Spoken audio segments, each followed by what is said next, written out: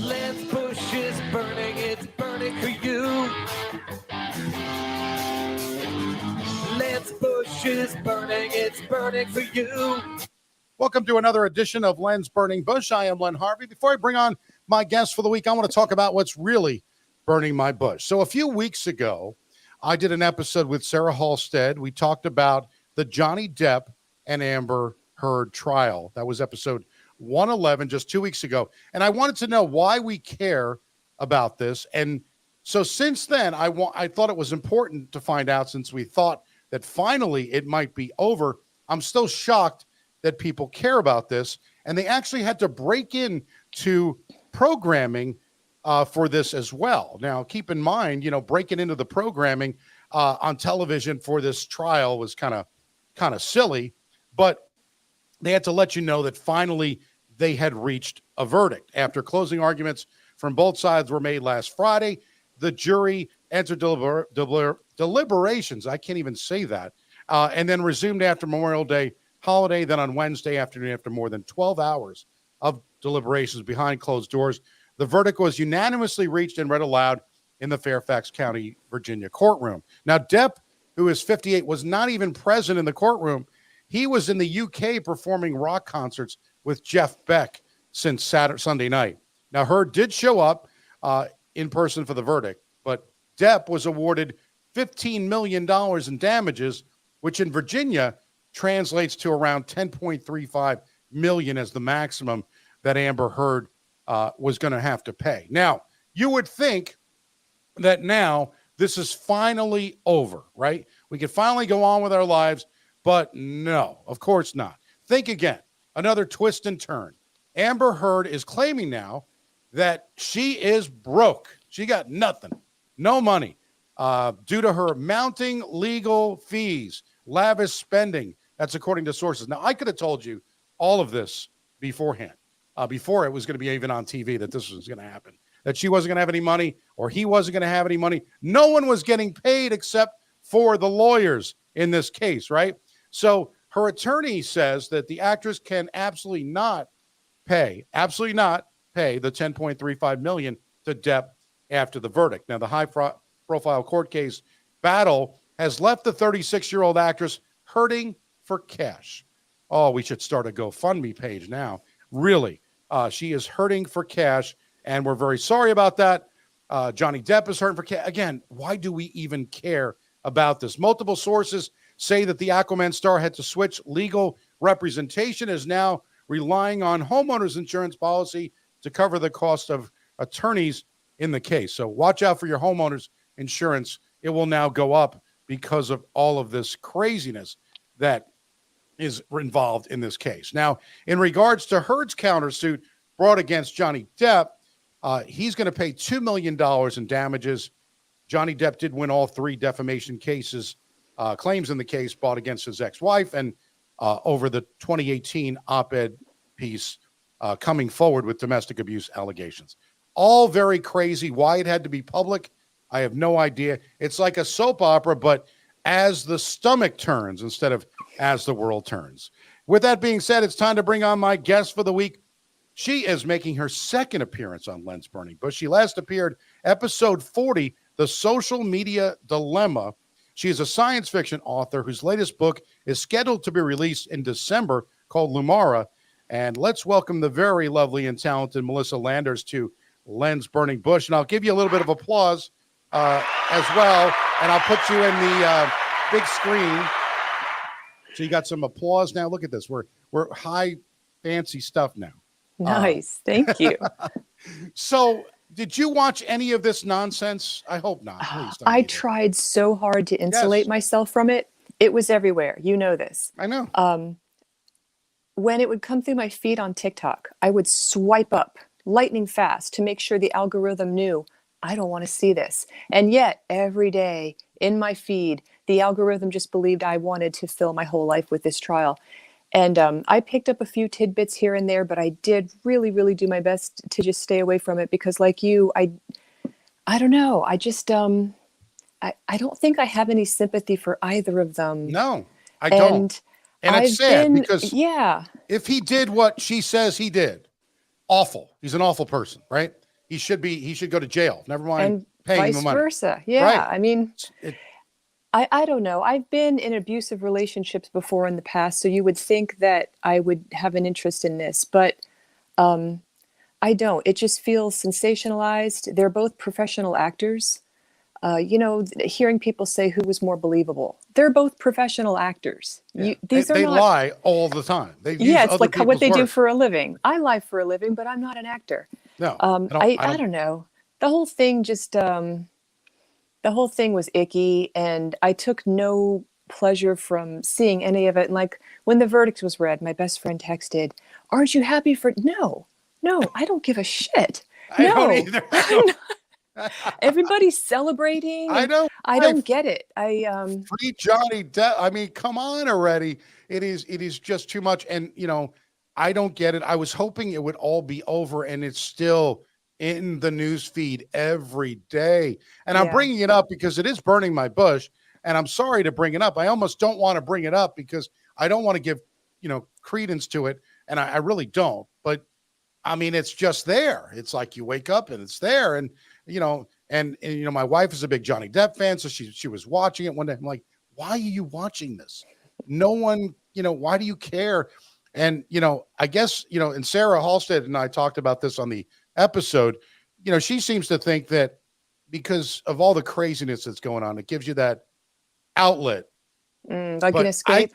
yeah, an escape. I think they should start reading your books would be a better escape than doing this. I mean, it's nonsense. It's kind of crazy. So we'll get off the Johnny Depp thing because I'm just it's time for like a little agita. I'm getting a little might need a little more pill or something like that. But anyway, so you appeared last. It's been over a year. I can't believe that it was January of 2021 when you Wow. came on.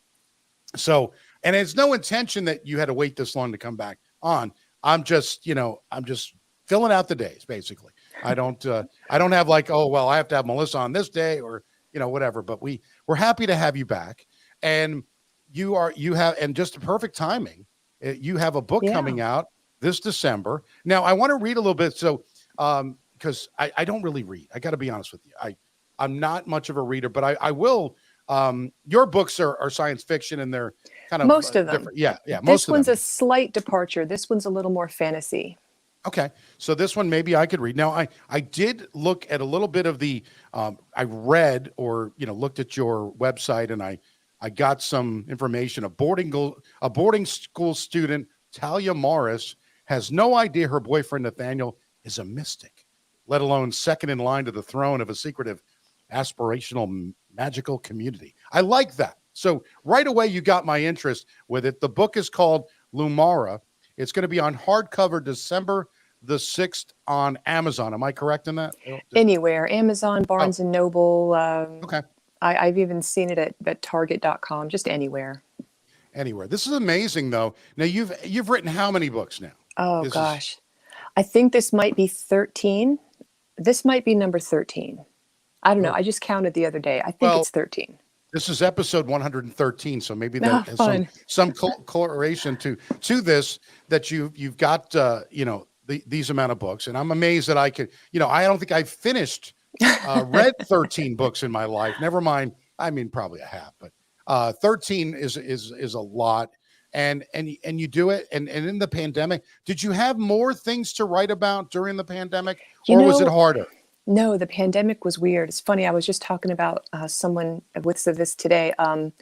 You would think that during a pandemic, a writer trapped at home would be in her element. And I was right here, ready. I had all this time. But weirdly enough, the pandemic threw publishing into a spiral. Because what happened was, at least for me at Disney, I still had one more book in my contract. That book was Lumara. But there were so many editors that were out on furlough and laid off that there wasn't enough people to put together an acquisitions committee. And that's how you get projects approved. So I was working with my editor. We were kind of thinking about doing something that was like Crazy Rich Asians, but with magic. And we wanted to move forward. We literally could not. We couldn't get it approved until the pandemic died down enough for these editors to come back into the office where they could convene an acquisitions meeting and get it approved. It was nuts. I never would have seen that coming. So during the pandemic, I was weirdly not as productive as I could have been. Now, one of the things that, we Scott Stanford and I last week talked about the fact that because television and radio and everything, because of this new medium, that we can, do this a lot easier. So you're saying it was harder for you, which is, like it's such as a different world. For some people, it was, it was different, for the radio and TV world. They were able to do their job from home without any problems. They were able to be on TV, kind of like what we're doing now. We're on Facebook Live, we're on Twitter, we're on YouTube, and we can do this from our living rooms, basically, or I'm in my basement, I guess. But it's amazing. And with that, did you find once you got the approval and once you got going with the book, did you find it was easy to come together, or did you still? Yeah. Okay. Yeah, no. Well, I guess the only good thing is I had plenty of time to think about it, while we were waiting. I mean, technically, I totally could have done this during the pandemic. It would have been perfect. But it was red tape holding us up, just approval, basically. But yeah, once we got the green stamp, or the green light, rather, I was able to just kind of plow through it, had a blast writing it. I don't know. I know you're not much of a reader, so you didn't read the book. Have you seen the movie Crazy Rich Asians? Yes. Okay. It's kind of got that fish out of water element, and the super wealthy, super exclusive family. It has that element, but with magic and murder and generational curses. Well, I will tell you what, this book, I promise you, I will actually purchase it, but I want you to, I don't want it for free. I will pay for it, but I want you to sign it for me. Totally. So we'll do that, but I'm going to read it, and I'm going to, I will give you my opinion. I feel it's, at least I could do the little stuff, right? Actually read a book. Although let me just make sure, how many pages is this? Oh gosh. Like 300 and I don't know, 320 maybe. All right. It's not 1,000. Yeah. Thank God. No. Right. I'm not going to be like sitting there going, it's going to take me 14 years to finish this one. But no, it seems very, I'm interested already. Like I said, I like a lot of the stuff. If you go to your Facebook page, or if you go, you'll see the Lumara hardcover, the debut on December 6th, but it also has kind of a little synopsis of it, which, it's captivating, and I'm glad, I wish you nothing but the best with it, because it's so hard these days. You don't know what people are going to gravitate towards, right? Right. Well, yeah, it's constantly changing. Well, what could have happened, you could have wrote the Harry Potter books, and you could have been this mega millionaire, because listen to this, a rare copy of the first Harry Potter book, it's going up for private sale at Christie's in London. The initial offering is $250,000, 200,000 pounds. The first edition copy of Harry Potter and the Philosopher's Stone is one of 500 hardback copies from the initial print from 1997. And of the initial print, 300 copies were sent to libraries. According to Reuters, the book was going up for private sale, was among the other 200 copies. So do you have any books like that we could put on Christie's? It's funny you say that. I have kept one first printing edition of every book I've ever written. And it's significant. And I didn't even realize, I was at a signing one day, many, many years ago, signing my YA debut, Alienated. And a woman came to my table, and she picked up a book, and she opened it to the copyright page. And she said, "Oh, this is a second print run. I wanted a first print run. It's more valuable." And I said, "What are you talking about?" And she explained to me, because I was a brand new baby author back then. She explained to me that the most valuable collector's editions are first edition, first print run. Once the first print run sends out, the publisher prints a whole new set and ships them out to bookstores. That's your second printing. And then maybe you have a third printing. It depends on how popular the book is. No one at Disney had even told me my book had gone into a second printing. It's kind of a big deal.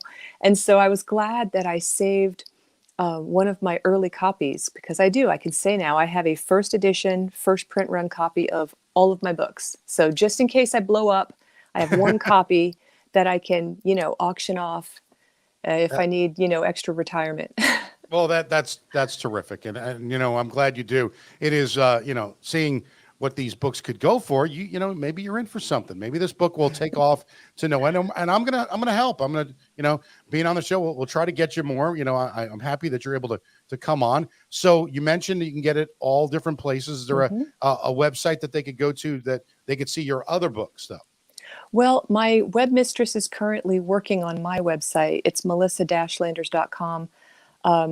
I don't know if it's under construction right now, but if you go there, you might get a cached version or some such, but all of them are on there.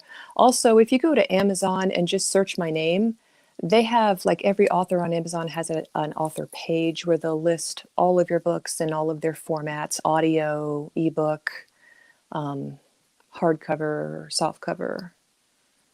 Now, it says on your bio that, you were a former teacher, and you left the classroom to pursue kind of other worlds, right?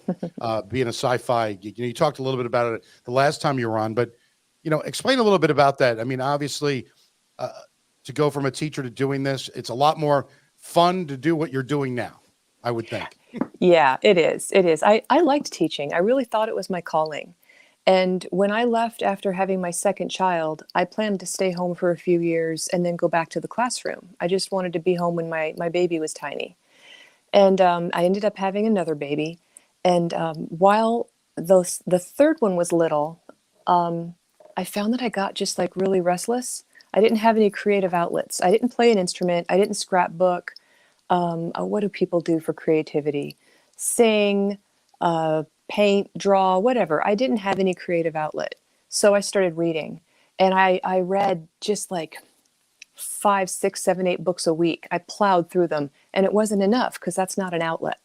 So then one year, a group of kind of internet friends that I had met on a forum said, hey, let's try to do NaNoWriMo, which stands for National Novel Writing Month. And it's a challenge every November where you write 50,000 words in 30 days. And so I decided to give it a shot. And that really, really, really sloppy train wreck of a first draft that I wrote in 30 days was the first draft of Alienated, which was my first book with Disney. And so it kind of fell into my lap out of restlessness and a need for some kind of intellectual stimulation. And I tripped into this surprise second career. And Alienated sold in a 2-book deal. And then I wrote something completely different, an adult contemporary romance under a pen name, Macy Beckett, by the way. And then that sold in a 3-book deal. And then each book deal kind of led into another multi-book deal. And the next thing I knew, I was up to my eyeballs in deadlines, and that was my new career. How hard was it to get your first one, though? Like, you explained to Disney, you explained to writing the 50,000 words, but how hard was it to get it looked at and published? Getting published is one of the hardest things you can do. And there's a saying that the only thing harder than getting published is staying published. And I can tell you that is straight facts. I have a lot of colleagues who, unfortunately, after that first book deal, never did get another one. It's kind of a ruthless business. And if your sales are poor, oftentimes you don't get second chances. So yeah, first you have to get an agent, because you can't just, it's not like the movies where you type up your manuscript and you print it out and stuff it in a folder and mail it to HarperCollins. And then it goes into a mailroom and some plucky little intern reads it and takes it to the editor's desk and says, you have to read this. I've just found the next great American novel. It doesn't work like that. They're not even going to look at your book unless you have an agent. The literary agents are like the gatekeepers of the industry. And getting an agent is hard.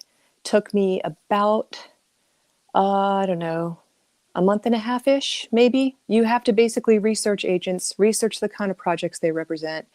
Then you email them with what's called a query. And this basically says, hi, this is who I am. This is what I wrote. Let me know if it sounds interesting, and I'll send you the first 3 chapters. And then 99.9% of the time, they ghost you. They don't reply at all. Sometimes they'll reply and say, sounds interesting. Send me the first 50 pages. And then maybe they ghost you after that. And then if they like it, they say, hey, send me the full. And then maybe they ghost you after that. And if you make it past all these steps and they really love it, they have to love it, then they will offer to represent you. So I actually got my agent with my romance. Remember how I said I wrote Yeah. Alienated and then I Yeah. did something totally different? After like my third rewrite of Alienated, I needed to step away from it and I got the idea for the romance and I just like pounded that thing out in maybe 5 weeks. It just like flew out of me. And it was pretty good right out of the gate because I had made all of my mistakes with the first book. So I sent it to my agent. She read it in like 24 hours and emailed back and said, "This is amazing. I love this." And then she called and I had also sent her Alienated, but she hadn't read it yet. She was like, "I want to offer to rep you just on this. I'll read Alienated later. We'll figure that out later.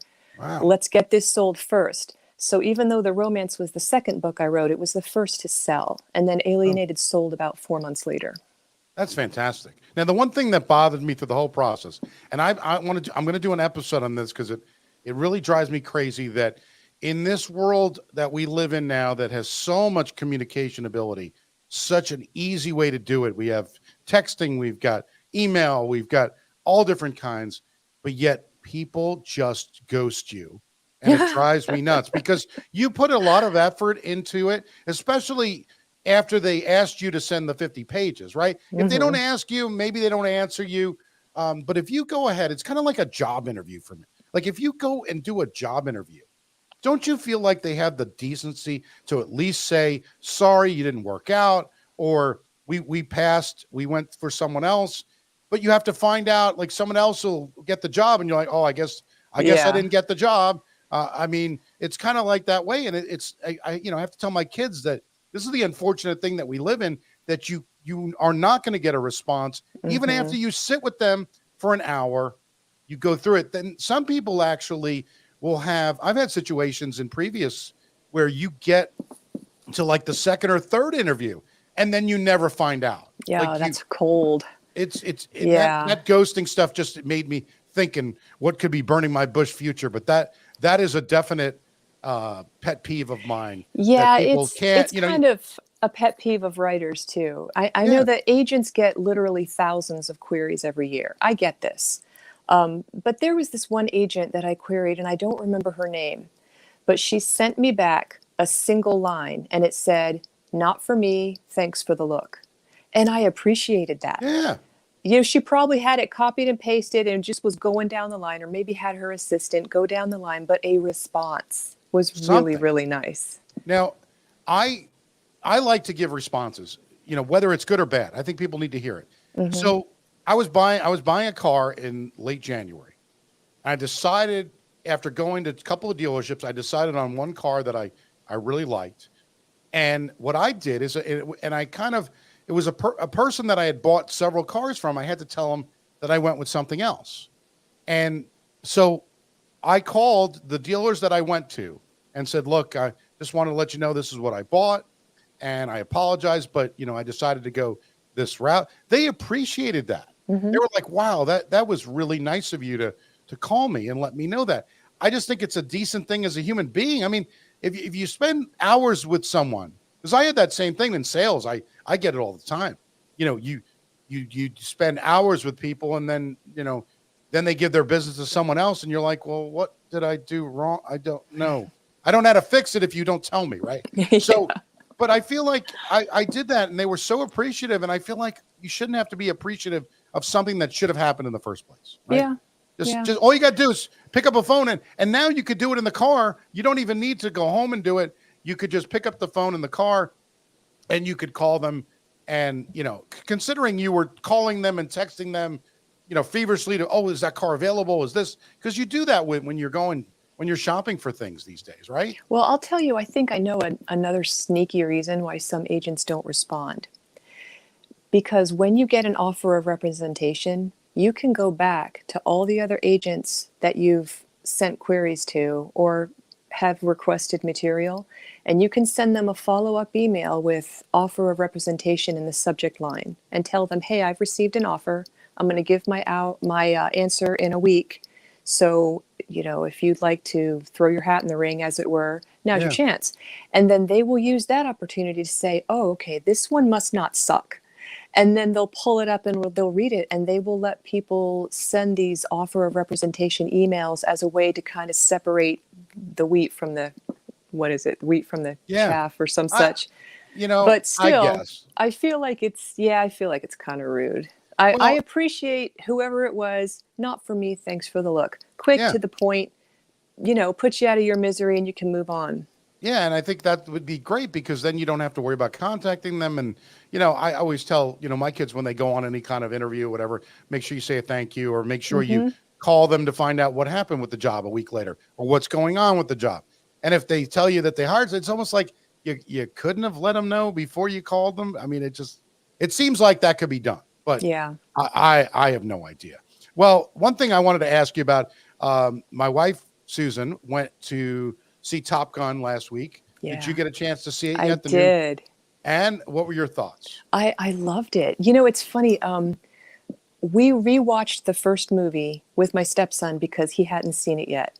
And I hadn't watched it since I was a teenager. And as a teen, it was so cool. And, Tom Cruise, Maverick, he was so awesome. And Iceman was such a bastard. And rewatching it, I'm like, oh my God, Tom Cruise was a dick in that first movie. And then Iceman, I agreed with him. Does that mean I'm getting old?